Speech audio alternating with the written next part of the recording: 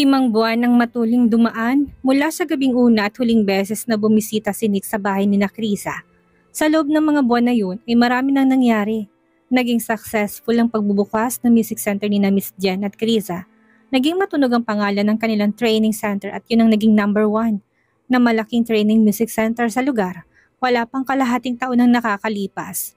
Nakilala pa si Krisa na magaling na teacher at the same time ay may-ari ng music center. Dumagsa ang mga students na nais matuto sa ilalim ng pagtuturo niya na mostly ay violin at piano, saka voice lesson ang kinukuha na mula pa sa mga kilalang pamilya sa buong Kapuluan. Humabang reserve ng line-up na nagnanais na mapabilang sa mga estudyante ng music center. Marami na rin ang mga lumahok sa patimpalak at hindi nabibigo na mag-uwi ng karangalan nang dahil sa husay. Grabe, ang talentado mo talaga, Miss Chris. Wala na ako masabi pa sa'yo. Pumapalakpak na tura ni Miss Jen nang makwenta nilang naging profit ng music center nang marangkada pataas sa ilang buwang iyon. Nakapag-hire na rin sila ng iba pa nilang doong staff. Ano nga ko lang, tayong dalawa, Miss Jen. Pagtatama ni Krisa sa kanya na mas lumapad pa ang ngiti. Hindi ko magagawang bagay na to kung walang gabay mo. Kasali ka dito. Namulang mga mata ni Miss Jen. Ang babaw talaga ng luha ng babae sa ganitong bagay. Sus, napaka-humble mo kaya naman lalo kang pinagpapala ng ating may kapal. Puro blessing ang binibigay sa'yo at hindi problema at stress. Doon pa lang kailangan nating magpasalamat. Sinabi mo pa, Miss Jen. Sang-ayon ni Krisa na may bahid na ng lungkot sa tinig. Hindi niya naman magagawang bagay na yon kung walang tulong ni Nick na parentahan sa kanyang space. Oo, patuloy siyang nagbabayad ng napag-usapan nilang rent. Pero para sa kanya maliking utang na rin yon para sa kanila. Ang abogado na biglang naging mailap sa lahat. 3 months ago lang ang nandinig ang court ang kasong kinasangkutan ng ama niya na sa kabila ng nangyari sa kanila ni Nick ay hindi nito binitawan ng kaso at binigay sa ibang abogado. Isang beses lang din niya itong nakita sa loob ng 5 buwan na iyon. Nangyari pa yon nang sumama ang dalaga sa hearing ng kaso ng kanyang ama. Idinahilan niyang busy siya nang muling makatanggap ng invitation. Kinukulit kasi siya ng ama tungkol kay Nick kahit na sinabi niya na ditong nag-decide sila ng abogadong mag-break na. Hindi pa nga ito maniwala. Bakit kayo nag-break? Third party? Sino sa inyong gumawa nun? Ikaw ba, Chris? Hindi makahuma si Krisa sa sunod-sunod na tanong ng kanyang ama. Mukha ba siya ditong malandi? Yung tipong siya laging may kasalanan kung bakit palagi siyang nasasaktan. Papa, ganun ba ako? Hindi di ba? Dismayadong tanong niya sa ama na tinignan pa si Vanji upang humingi dito ng sakalolo. Huwag na po kayong magtanong. Basta break na kami. Wala na tayong connection sa kanya. Maliban sa pagiging abogado mo, tandaan niyo po sana yon nang sa ganon hindi na rin po siya mailang sa pakipag-usap sa inyo ni tita. Noong sandaling magkita sila ni Nick, naramdaman ni Krisa ang malaking pagbabago ng trato ng binata sa kanya mula sa paraan kung paano siya tingnan nito noon sa kanyang mga mata. Wala nang kinang doon, parang pundidong ilaw ang naging kawangis nito. Wala nang pagmamahal na dahilan ng kamakailan lang ay pagmamakaawa nito sa kanya. Natanggapin ng abogado at bigyan ng isa pang pagkakataon. Para lang siyang normal na estranghero na noon lang nakilala at nakita ng binata. Masakit yon para kay Krisa na palagi pa rin pong naiisip, ngunit wala naman siyang ibang choice. Kung hindi ang tanggapin na lang na baka hanggang doon na lang talaga ang namamagitan sa kanila. Ginamit lang ng abogado ng universe para tulungan siya sa kanyang problema. Mula kasi nang mapunta ito sa kanila noon ay hindi na nagparamdam ang abogado, hindi na rin to nagpakita at maging social media ay hindi na rin to nangulit pa sa kanya. Maaring may konting pagsisisi si Krisa na hindi niya tinanggap ito at pinagbigyan muli. Pero hanggang doon lang yon dahil mula nang magkaroon sila ng distansya, nalagaan niya rin naman ang sarili niya at nakapagmilay-nilay din siya doon. Talaga, hindi ka man lang kinamusta? Umiling si Krisa na mabanggit niya yon kay Miss Jen. Pagpunta niya ng music center kinabukasan, nais niya kasing ilabas ang frustration na biglaan niyang naramdaman. Ibang-iba na kasi ito. Kung dati sobrang kilingin nito sa puntong ito'y tumangulang si Nick, hindi man lang namimilog ang mga mata niya sagot. Tumangulang siya si Miss Jen. Baka naman kasi ikaw pang hinihintay niyang unang mga musta. Miss Chris, ewan ko, wait, hibang ba siya? Ano sasabihin ko? Kamusta ka na? Para namang sinabi ko na pinagsisisihan ko hindi ko siya tinanggap noon. At binigyan ng isa pang pagkakataon. Hindi nga ba ha? Tudyo na ni Miss Jen na sinundan pa ng malakas na hagalpak ng tawa. Ikinapi ko na yun ni Krisa. Sinamaan na siya ng tingin ng dalaga na nasapul sa patutsada ng babae. Nagbibiro lang ako. Huwag kang pikon unless totoo ang sinasabi ko. Maring itinikom na lang ni Chris ang kanyang bibig. Sana pala hindi na lang niya yon binanggit kay Miss Jen. Kung aasa rin lang siya nito, maaaring may ganun nga siyang nararamdaman kung minsan. Pero laking pasasalamat din niya, hindi ito nagmala Alex. Hindi yun totoo. Hindi naglaon na nagbigay ng hatol ang court at napatunayang not guilty ang ama ni Krisa. Nang malaman ng dalaga yun ay makailang beses siyang nag-alinlangan kung magpapadala ba ng message sa inbox ng abogado gayong ang tagal na nilang walang communication doon. Sa bandang huli, pinili ni Krisa na magpadala ng message ng pasasalamat. Bukod sa hindi siya nito pinagbayad ng fee at tayo tanggapin nito, tinupad nito ang pangakong ipapanalong kaso ng ama. Doon pa lang ay sobra-sobrang galak na pasasalamat ng dalaga sa dating nobyo. Chris, maraming salamat Attorney Bentacourt. 3 araw pang lumipas bago nakatanggap ng reply doon si Krisa na nagbigay din na nakakapanibagong pakiramdam sa dalaga.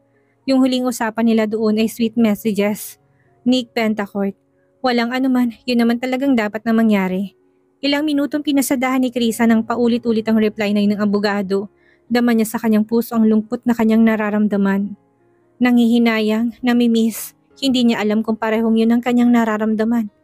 Natagpuan na lang niya ang kanyang sarili na ginagalugad ang profile account ng binata na hindi nadagdagan ang upload ng pictures. Hindi pa siya nakontento, nag-backread pa siya ng palitan nila ng chat noon. Huwag ka ngang manghinayang Krisa, kastigo niya sa sarili na dumalas ng hinga. Dumapa na siya sa una at hindi niya na malayang pumatak ng luha ng panghihinayang. Nangyari na, alangan namang ikaw naman ang humabol sa kanya. At tumigil na nga siya.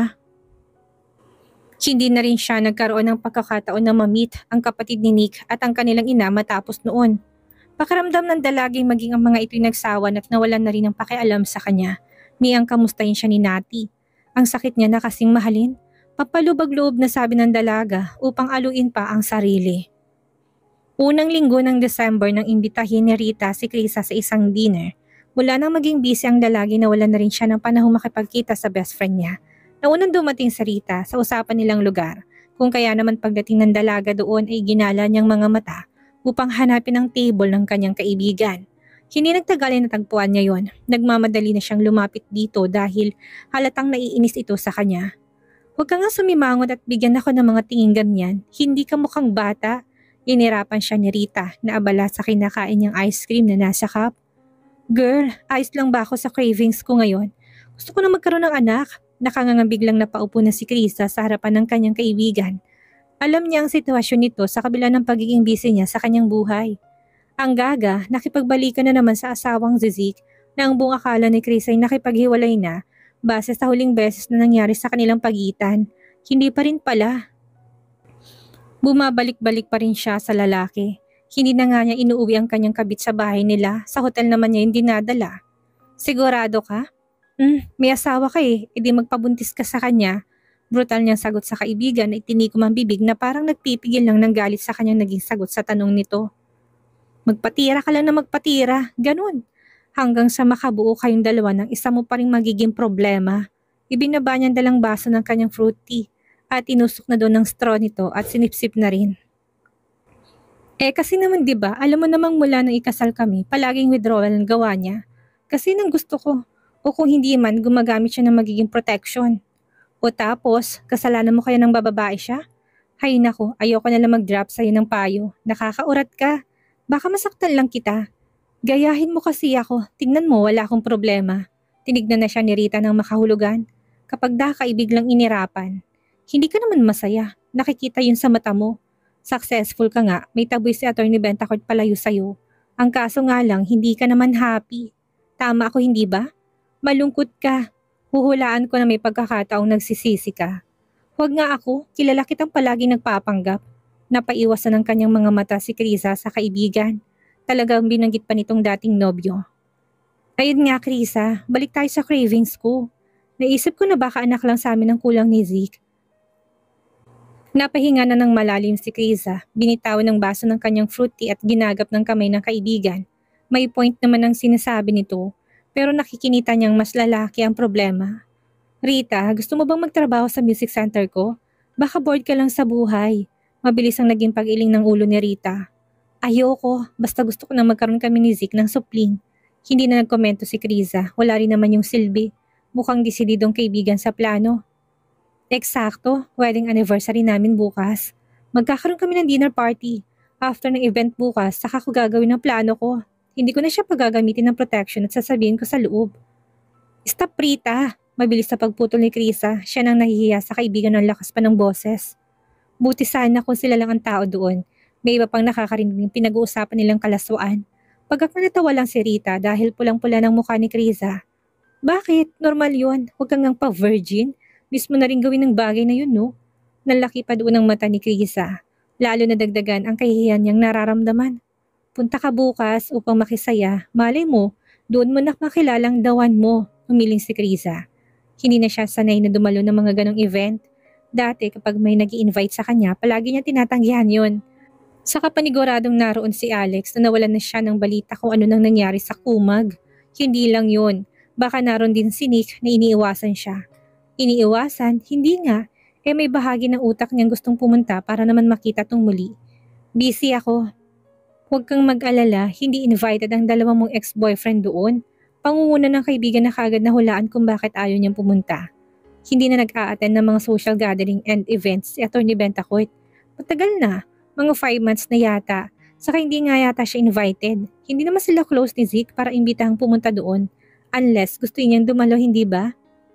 Saglit na nag-isip si Krisa. Oo nga pala, magkaaway si Nick at Zeke. Si Alex naman ayos lang yun. Talaga? Kaya pumunta ka na. Sige. Kung saan-saan pa napunta ang usapan nila hanggang biglang may banggitin sa kanya si Rita. Alam mo ba na bumalik na si Nelia sa Ellie sa Canada? Ayaw na sanang pakinggan yun ni Krisa, ngunit parang may kakaiba sa sasabihin ng kaibigan. Hindi, bakit naman ako magiging interesado sa ex-girlfriend ng ex-boyfriend ko? Muli siyang pinagtawanan ni Rita, halatang affected pa rin siya sa babae sa timbre ng boses nito. Hindi pa dapat siya babalik doon, kaso ang sabi ni Zeke ay dahil daw iyon doon sa kerida ng fiancé niya. O diba, ang bilis ng karma niya? Nagsabunutan ng dalawa, as in catfight. Nadala pa nga siya sa ospital. Muling sumipsip si Krisa sa straw ng drinks niya. Sino? Si Nelia? Oo, nakakaloka. Iskandalosa pala talagang gagang yun. Palatak pa ni Rita na halatang tuwang-tuwa sa nangyari sa babae. Akalain mo yun, nakahanap siya ng katapat. Isipin mo na lang na ang kirida na lang na yun ang gumanti para sa'yo. Tapos yung kirida pa isa raw na sa mga katulong sa bahay ni Nelia. Sobrang nakakahiya yun at masakit. Ganun lang ang kalidad ng babae palang ipapalit sa kanya. Hindi nagbigay ng anumang komento si Krisa. Hindi na nga niya pinakinggang mabuting iba pa nitong pinagsasabi tungkol sa babae. Hindi siya interesado. Kapag naiisip kasi ito, nanggigigil lang siya. Dapat pala, pinatikim niya rin ng sobra ang babae. Yung tipong ilang araw na hindi makakagulapay ito. Rita, sa susunod na lang tayo ulit magkwentuhan. Mauna na akong umalis. Tayo niya nang maubos ng iniinom niyang fruit tea. Marami pa kasi akong gagawin. Alam mo na, mag-aayos ako ng payroll. O sige Krisa, huwag mong kalimutang bukas ng gabi ha. Send ko na lang din ang address kung saan. Tinangulang ni Krisa ang kanyang ulo at nag-wave. Ng kamay upang magpaalam sa kaibigan tumayo naman ay binigyan siya ng mahigpit na yakap. Bago siya tuluyang makaalis sa lugar na yon.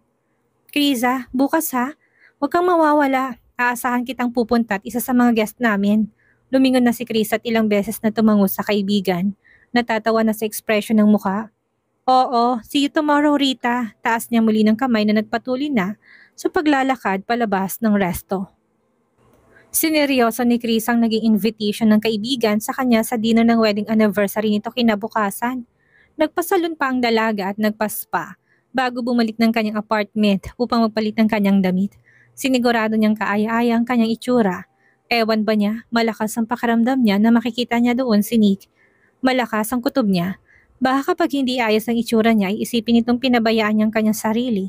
Kaya marapat lang na ipakita niyang inalagaan niyang sarili kahit na wala na silang relasyong dalawa. Naglagay pa siya ng halos invisible na clip sa gilid ng buhok upang wag maging abalang mga ilang hibla nito sa mukha niya. Ang akala ni Chris ay narentahan ni Rita at Zeke ang buong restaurant para sa selebrasyon. Ngunit mali ang hula niya dahil pagdating niya doon ay saka pa lang niya nalaman na VIP room lang pala ang kinuha ng mag-asawa. Ibig sabihin hindi malaking space at hindi rin naman gaanong maliit.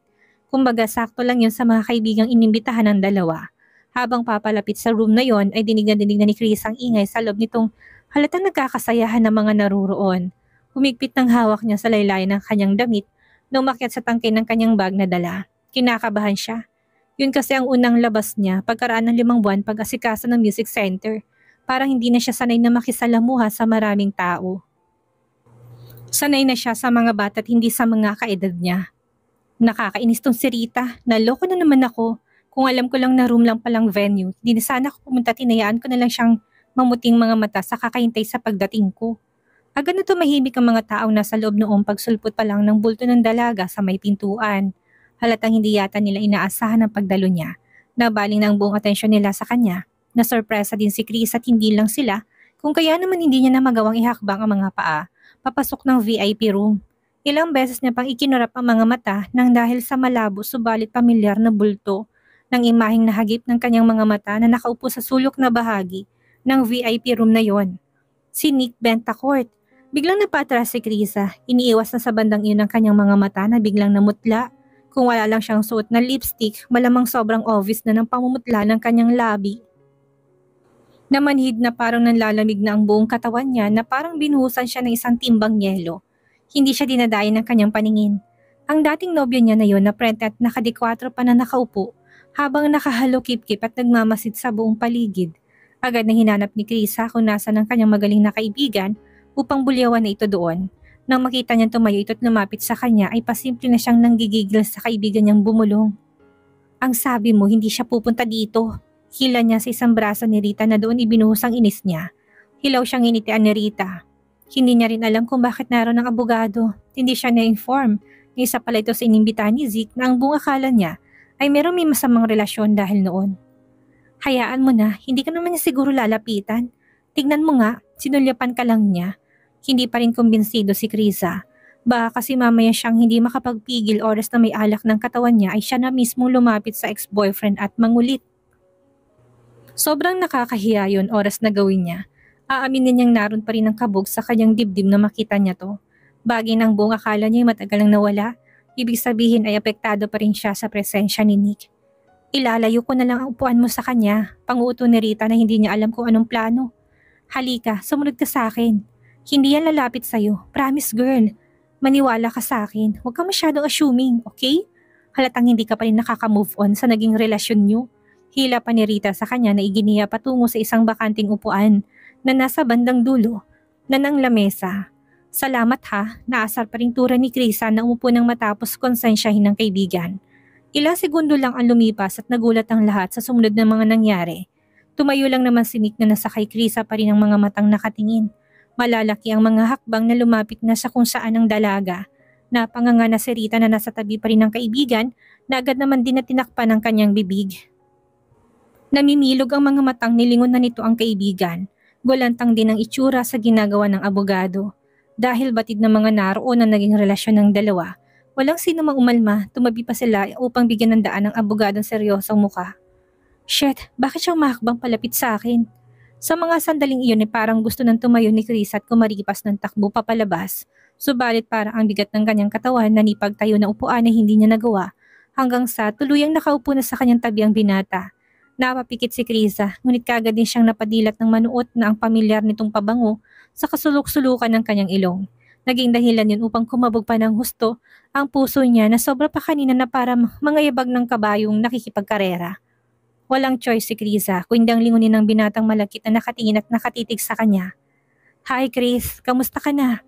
Komportableng tanong nito, bahagyang ngumiti pa. Aaminin ni Krisa na na-miss niya ito, ang mga ngiti nitong sobrang nakakasilaw. At the same time ay nakakatunaw ng puso. Yung tipong wala siyang ibang magagawa kung hindi ang gantihan ng mga ngiti nito. Sinubukan ni Krisa na i-relax ang katawan. Hindi niya pwedeng ipakita dito na hanggang ngayon ay may pagtingin pa rin siya sa kanya. Baka isipin itong sa ilang buwang makalipas ay hindi siya nagbago. Ayos lang naman. Ikaw, kamusta ka na? Gaya na nakikita mo, ayos lang din naman. Tugon ng binatang napahaplos pa sa kanyang buhok. Muling pahapyaw na sinulyapan ni Krisa ang mukha ng abogado. Sinuri kong marami ang nagbago. Wala, sa halip na pumangit ay mas lalo ata itong naging gwapo. Naiinis siya na mas kumabog ang puso niya sa napakalapit nitong presensya. Yung tipong hinihigop nitong lakas na meron siya ngayon. Hindi na umimik si Krisa, sa inyo na ayaw na niyang makipag-usap sa kanya. Kitang-kita ng dalaga kung paano makahulog ang ngumisi si Nick at bahagyang dumuko ang palapit sa upuang bumulong lang. Sapat na bang 5 buwang space na hinihingi mo sa akin, Chris? Kinilabutan si Krisa sa naging tono ng boses ni Nick. May kakaiba doon na hindi niya ma-describe sa pamamagitan ng mga salita. Napahaplos ng dalaga sa kanyang 2 braso, kung saan mostly ng kanyang balahiboy na hindig. Sa sinabi ng abogado, anong ibig niya sabihin? Kukulitin siya ulit nito? Anong ibig mo sabihin? Harap na ni Krisa kay Nick na nais linawin ang sinasabi nito. Nakalimutan mo na? Hindi ba't nanghingi ka sa akin ng space? Sapat na sigurong 5 buwan. Sagot ni Nick sa kanya nang ngumiti pa ng malapad at punong-puno na ng kahulugan ang mga mata.